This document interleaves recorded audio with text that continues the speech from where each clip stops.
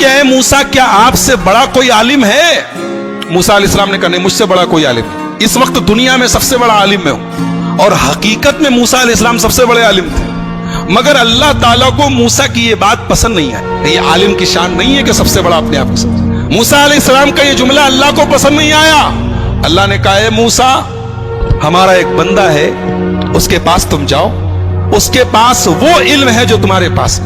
موسیٰ علیہ السلام نے کہا اچھا، اس کے پاس وہ علم ہے جو میرے پاس نہیں، ٹھیک ہے میں جاتا ہوں اس کے پاس، سیکھتا ہوں اس سے۔ کہاں ملے گا وہ؟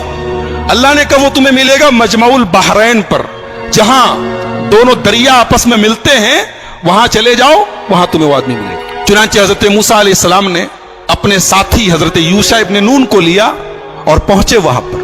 وہاں پہ حضرت خضر سے ملاقات ہوئی۔ حضرت خضر کون تھے؟ صحیح بات یہ ہے کہ یہ اللہ کے نبی تھے، اور اللہ تعالیٰ نے ان کو ایک مخصوص علم دیا تھا کہ جب کوئی انسیڈنٹ ہوتا تھا، کوئی واقعہ ہوتا تھا، تو اس واقعے کے پیچھے کیا ہونے والا ہے، اس کا انجام کیا ہونے والا ہے، وہ بھی اللہ ان کو بتا دیتا تھا۔ تو جب حضرت موسیٰ پہنچے ان کے پاس تو بڑے ادب سے کہا کہ حضرت میں آپ کے پاس آیا ہوں، آپ سے کچھ سیکھنا چاہتا ہوں، کہ آپ مجھے اجازت دیتے ہیں میں آپ کے ساتھ تھوڑا وقت گزار سکتا ہوں؟ حضرت خضر نے کہا کہ دیکھو میرے ساتھ تم وقت گزار نہیں پاؤ گے، اس لیے کہ میں بہت سا کام ایسا کروں گا جو تمہیں سمجھ میں نہیں آئے گا، اور تمہیں سمجھ میں نہیں آئے گا تم پوچھو گے، تم برداشت نہیں کرو گے، پوچھو گے، اور میرے ساتھ تم کوئی بات پوچھو گے تو میں تمہیں اپنے ساتھ رکھ نہیں سکتا۔ حضرت موسیٰ نے کہا گھبرائیے نہیں، میں کچھ پوچھوں گا نہیں آپ سے، آپ اپنا کام کیجئے، میں بس دیکھتا رہوں گا چپ چاپ۔ کہا ٹھیک ہے چلو۔ دونوں چلے، دریا میں کشتی جا رہی تھی، دونوں کشتی پر بیٹھے۔ کشتی پر جیسے بیٹھے حضرت خضر نے ہتھوڑی نکالی اور تختی کا ایک تختہ توڑ کے نکالنے لگے۔ حضرت موسیٰ نے کہا کیا کر رہے ہیں آپ؟ ارے کشتی ڈوب جائے گی، سب مر جائیں گے، سب کو ڈبونا ہے کیا؟ کہا میں بولا تھا کہ تم صبر نہیں کر پاؤ گے، تم برداشت نہیں کر پاؤ گے، بولو گے ضرور۔ کہا کہ اچھا معاف کیجئے میں بھول گیا تھا، اب کچھ نہیں پوچھوں گا، اب آپ جو کرنا ہو کیجئے، میں کچھ پوچھوں گا نہیں۔ اور آگے بڑھے، کشتی سے اترے، ایک گاؤں میں پہنچے۔ گاؤں میں 15 سال کا 16 سال کا ایک لڑکا تھا، اچھا خاصا ٹہل رہا تھا۔ اس کو حضرت خضر نے پکڑا، اس کی گردن گھماتی، مر گیا، وہیں پہ مر گیا۔ کہا رے اقتلت نفسا زکیۃ بغیر نفس، ایک معصوم بچے کو مار ڈالا آپ نے؟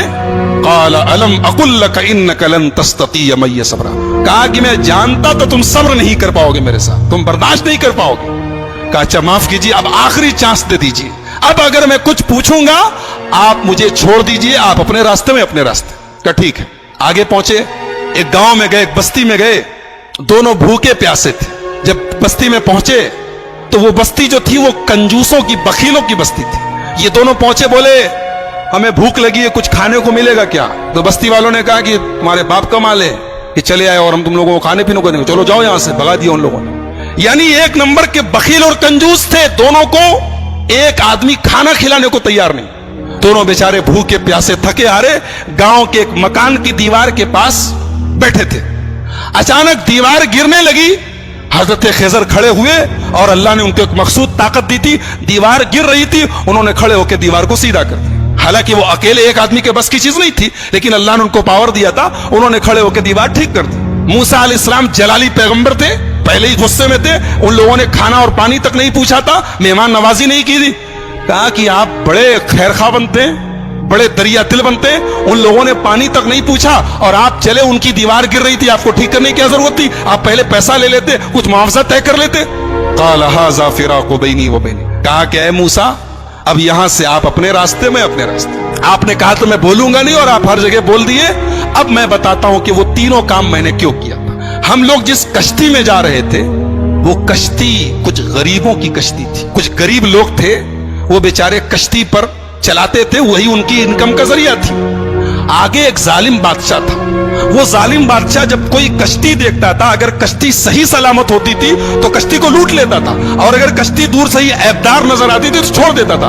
میں نے تختہ نکال دیا تاکہ وہ ظالم بادشاہ کشتی کو لوٹے نہ، اور جو لڑکا تھا جس کو میں نے گردن پکڑ کے مار دیا تھا، اس لڑکے کے ماں باپ بہت نیک تھے، مومن تھے، ایمان والے تھے، اور وہ لڑکا آگے چل کے اپنے باپ کا نافرمان، اپنی ماں کا نافرمان اور کافر ہونے والا تھا۔ تو میں نے اللہ کے حکم سے اس کو ختم کر دیا، اور اللہ اس بچے کے بدلے ان کو ایک نیک بچہ دے گا جو ان کی آگے چل کے ایمان والا بنے گا اور ان کی خدمت کرے گا۔ اور جو دیوار میں نے ٹھیک کر دی تھی वो दरअसल जिस मकान की दीवार थी वो मकान 2 यतीम बच्चों का था। उनका बाप जब मरने लगा तो उसने अपनी सारी जमा पूंजी, बच्चे छोटे छोटे थे, सारी जमा पूंजी अपने मकान की एक दीवार के नीचे दफन कर दिया। और वो बच्चे बेचारे अभी छोटे छोटे थे, यतीम बच्चे थे। अगर दीवार गिर जाती तो वो बस्ती जो थी, गांव वाले 1 नंबर के हरीस और लालची और बखील लोग थे, हमें एक गिलास पानी तक नहीं पूछा, वो दीवार के नीचे का सारा खजाना लूट लेते और वो बेचारे यतीम बच्चों का हक मारा जाता। तो अल्लाह के हुक्म से मैंने दीवार को ठीक कर दिया ताकि जब बच्चे बड़े हो जाएं तो फिर अल्लाह ताला उनके बाप का खजाना उन्हें पहुंचा दे। और अल्लाह ने ऐसा क्यों किया? इसलिए कि उन दोनों बच्चों का जो बाप था वो बहुत नेक था। नेक बाप की औलाद परेशानी में पड़े ये अल्लाह ताला ने पसंद नहीं किया।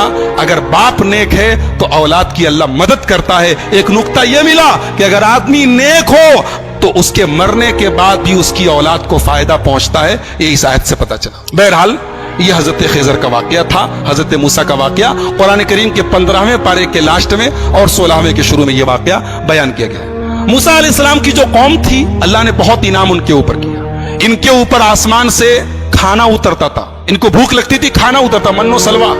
पानी की जरूरत पड़ी, मूसा अलैहिस्सलाम ने लाठी को जमीन पे मारा, जमीन से चश्मा बहने लगा। इनको धूप बहुत तेज लगी, आसमान में बादल का साया आ गया।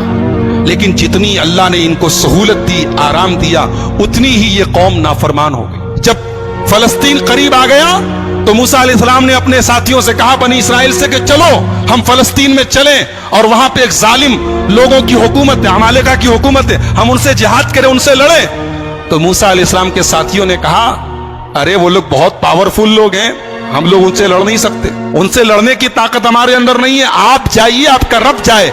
इज़हब अंत व रब्बुका फकातिला, ऐ मूसा तुम जाओ, तुम्हारा रब जाए और दोनों जाके लड़ाई करो, हम लड़ने वाले नहीं। ये हाल था बनी इसराइल का। ऐसे ही नहीं हम लोग सूरह फातिहा में पढ़ते, गैरिल मग़ज़ूबि अलैहिम वलद्दालिन, ऐ अल्लाह उनके रास्ते पर नहीं चलाना जिनके ऊपर तेरा गजब उतरा। अल्लाह ने इसको जितना नवाजा था, इस कौम ने उतनी ही नाफरमानी और उतनी ही बदकारी की। सोचिए अल्लाह की कितनी बड़ी गुस्ताखी है, रसूल की कितनी बड़ी गुस्ताखी। कह रहे हैं मूसा तुम जाओ, तुम्हारा रब जाए, तुम लड़ो, हम नहीं लड़ेंगे। और दूसरी तरफ हमारे प्यारे नबी जनाब मोहम्मद रसूलुल्लाह सल्लल्लाहु अलैहि वसल्लम जब ग़ज़वा बद्र के मौके पर अपने सहाबा से मशवरा करते हैं, अपने सहाबा से मशवरा करते हैं और अपने अंसारी सहाबा से पूछते हैं कि तुम लोग क्या करोगे? तो अंसारी सहाबा कहते हैं, अल्लाह के नबी, हम कोई मूसा के साथी थोड़ी हैं जो कह दे कि आप जाइए, आप लड़िए, हम बैठे रहेंगे। आए अल्लाह के नबी, अगर आप समुंदर में उतरने कहेंगे, आपके सहाबा समुंदर में उतरने को तैयार है। इसीलिए हमारा ईमान है कि दुनिया में जितने नबी आए, जितने रसूल आए, सारे रसूलों में सबसे बेहतरीन सहाबा, सबसे बेहतरीन साथी अगर किसी को मिले तो हमारे प्यारे नबी मोहम्मद रसूलुल्लाह सल्लल्लाहु अलैहि वसल्लम को मिले। तो इन लोगों ने कहा कि मूसा आप जाइए, आपका रब लड़े, हम नहीं लड़ेंगे। अल्लाह ने सजा नाजिल की कि अब 40 साल तक तुम लोग फलस्तीन को फतह नहीं कर सकते, अब 40 साल तक इसी सहरा में तुम घूमते रहो, इसी में परेशान रहो। और उसी 40 साल के दौरान हजरत मूसा का इंतकाल हो गया। बाद में उनके जानशीन बने हजरत यूशा इब्ने नून और उनके दौर में फलस्तीन फतह हुआ और फलस्तीन पर फिर बनी इसराइल का कब्जा हुआ। तो ये चूंकि हजरत मूसा की जिंदगी के बाद का वाकया है, इसलिए वो हमारी गुफ्तगू का टॉपिक नहीं है। हजरत मूसा की जिंदगी में हमारे लिए बहुत सारी इबरत और नसीहत है। सबसे बड़ा सबक ये है, जिसको अल्लाह रखे उसको कौन चखे, जिसको अल्लाह रखे उसको कौन चखे। मूसा अलैहिस्सलाम पानी में उनकी मां डाल देती है, लेकिन अल्लाह ने कैसे बचाया है। और फिरौन जो उनका दुश्मन था, उसके दरबार में अल्लाह ने उनको उनकी परवरिश करवाई है। और फिर अल्लाह ने उस मौके पर जब मूसा की पूरी कौम, मूसा अलैहिस्सलाम की पूरी कौम कहती है कि हम पकड़ लिए जाएंगे, गिरफ्तार हो जाएंगे, लेकिन हजरत मूसा ने अल्लाह की जात पर ऐसा भरोसा और यकीन रखा कि अल्लाह ने उनके भरोसे की लाज रखी और समुंदर के अंदर, दरिया के अंदर रास्ता बना दिया। तो मेरे भाइयों, बहुत सारे सबक हैं, बहुत सारी इबरतें हैं, नसीहतें हैं। आइए हम अल्लाह से दुआ करें, अल्लाह ताला इस जलीलुल क़द्र पैगंबर की सीरत को हम सबको समझने की और इससे जो इबरतें नसीहतें हासिल हो रही हैं उन्हें अपनाने की तौफीक अता फरमाए। रब्बुल आलमीन हमें नबियों के वाक़यात को पढ़ने और सुनने की तौफीक अता फरमाए। रब्बुल आलमीन हमारी इस्लाह फरमाए। रब्बुल आलमीन आज के हमारे जमा होने को कबूल फरमाए। कहने और